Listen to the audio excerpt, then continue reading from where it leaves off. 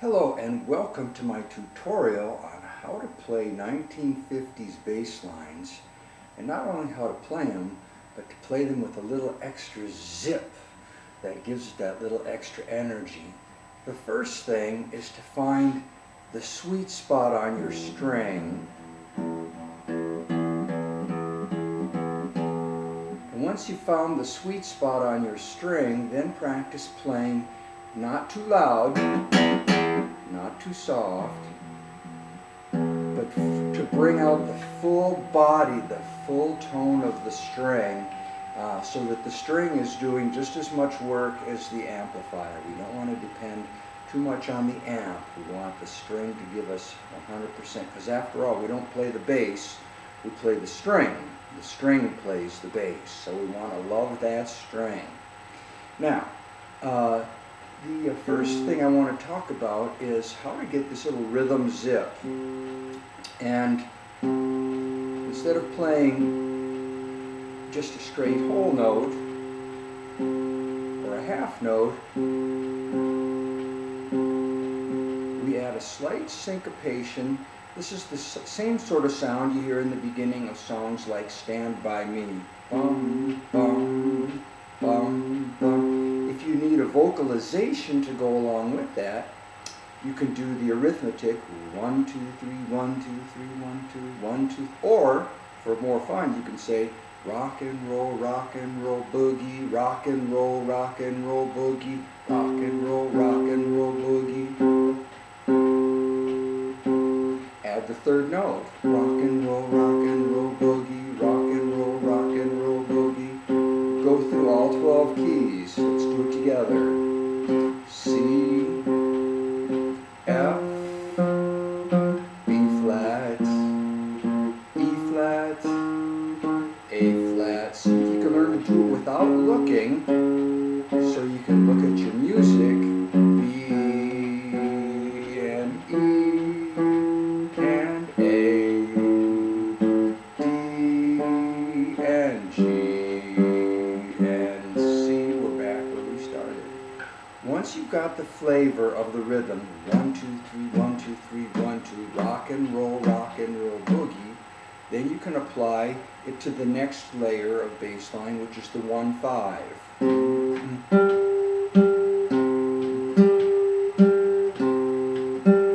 And here we go through the cycle. Ready? Go. C, F. You want to really accent that up. Rock and roll boogie, rock and roll boogie.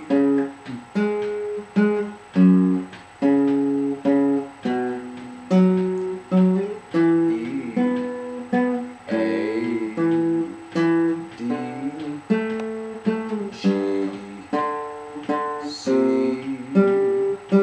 Same pattern, but with a little variation.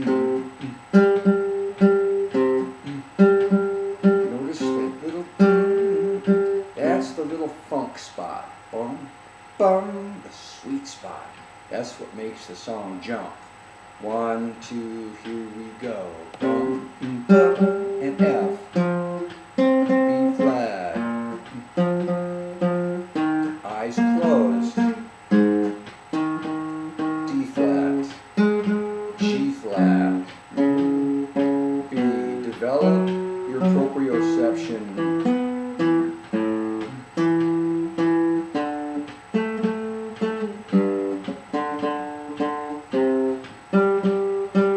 Be a little scared at first to close your eyes, but trust me, it can be done.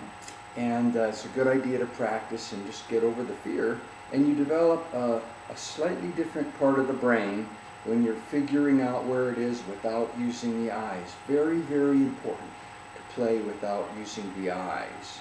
Now, what if you're just wanting to add kick to the band and you're doing eighth notes like this? Love that. Nothing more driving than just a single note, fundamental root tone. But if you add a little rock and roll boogie, the band will jump. Rock and roll boogie. F, B flat, rock and roll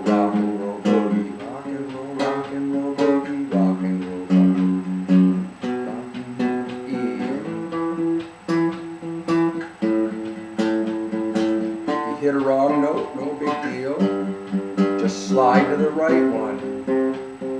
Rock and roll boogie. There you go. Then you can also use a similar pattern to the 1, 3, 5. 1, 2, 3, 1, 2, 3, 1, 2, 1, 2, 3. Rock and roll boogie, rock. See, rock and roll boogie, rock and roll boogie. Let's go through the cycle. 2, ready, go. F,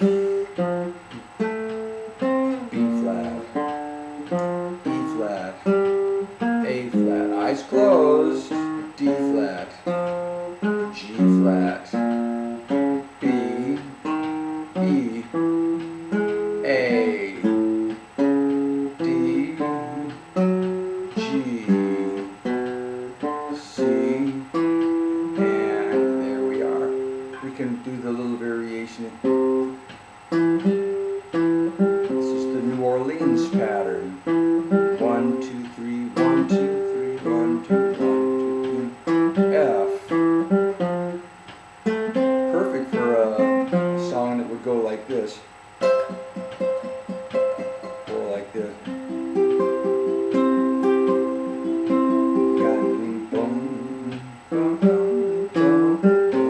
F. Find that sweet spot.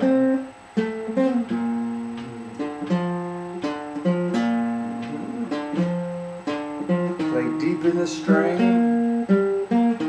Make the string do its miracle. D flat.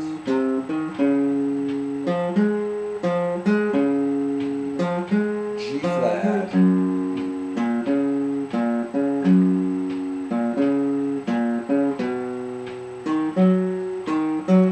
E. Oops, I peaked.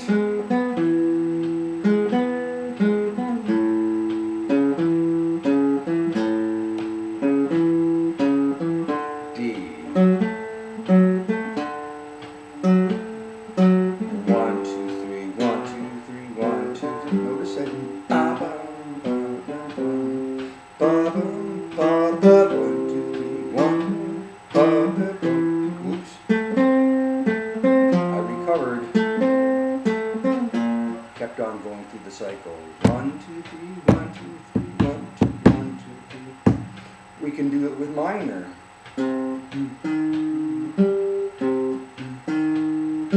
F. Some people prefer to finger that this way.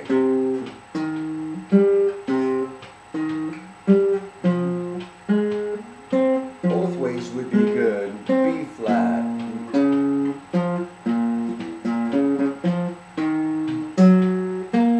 Have a little fun with the rhythm.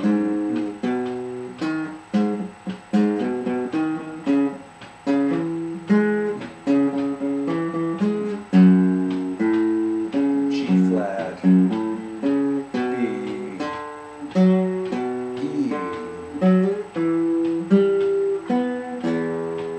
A, D, G, C. A great additional practice if you want a little bit more, up it a little bit, wax on just a little bit more. Play the same riff starting on each string like this. C, on the E string, the A string, the D string, and then the G string. What am I doing? Minor. There it is. C minor. So take any pattern and play it starting on all 4 strings. Okay, we did the 1, 3, 5. We did the minor.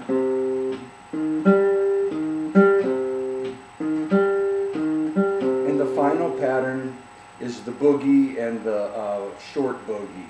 The short boogie, the easy boogie while you're getting your C legs. F.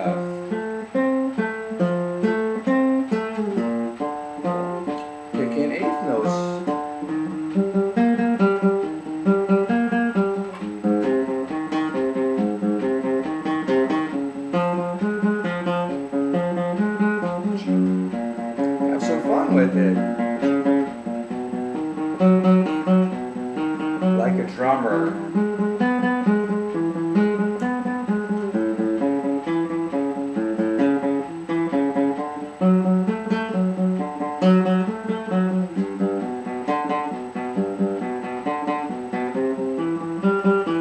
And of course you can do the same thing with minor.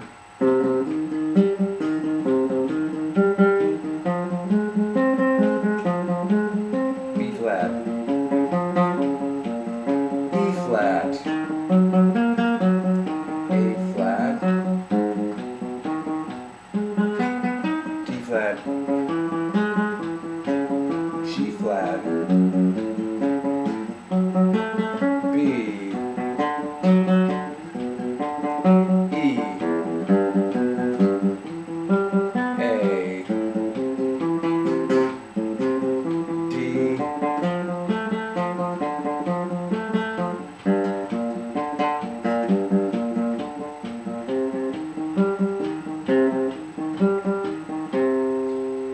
and the full boogie.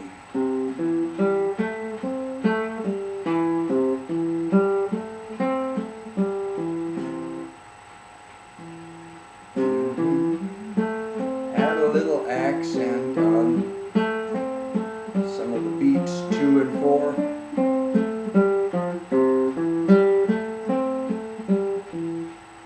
Let's go through the cycle now. Okay, ready on C.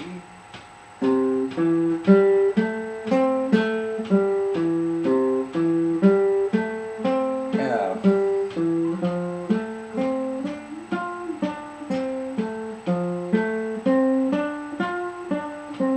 There's a better fingering for the F. B flat.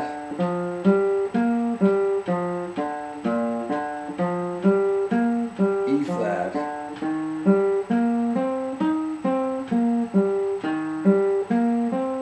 A flat.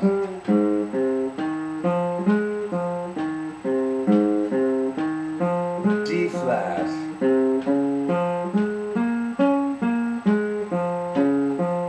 G flat.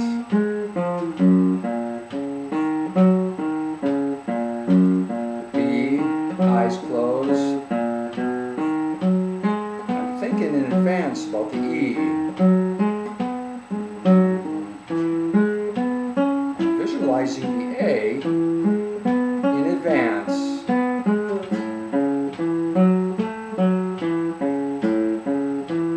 And then the D.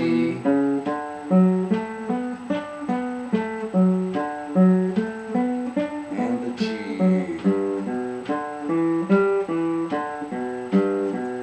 And we end on the C.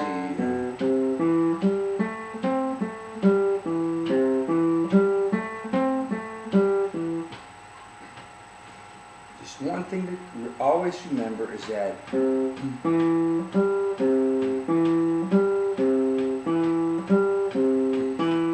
that works in, you can exchange that one for this one. So if you want to add a little change of pace, you can switch to this.